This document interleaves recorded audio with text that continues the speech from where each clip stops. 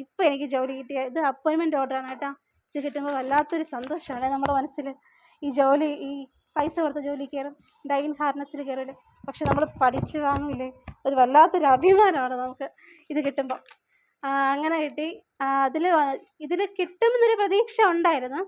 അങ്ങനെ ഇത് cut off 61 62 ആണ്. എനിക്ക് 68 മാർക്ക് ഉണ്ടായിരുന്നു. ഇത് സ്റ്റേറ്റ് വൈഡ് ലിസ്റ്റാണ്.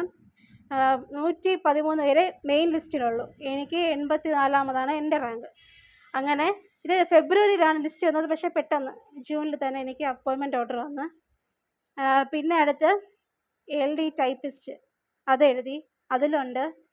അടുത്ത് യൂണിവേഴ്സിറ്റി കമ്പ്യൂട്ടർ അസിസ്റ്റൻറ്റ് അതിലുണ്ട്, മെയിൻ ലിസ്റ്റിലുണ്ട്. അങ്ങനെ ഒരുപാട്.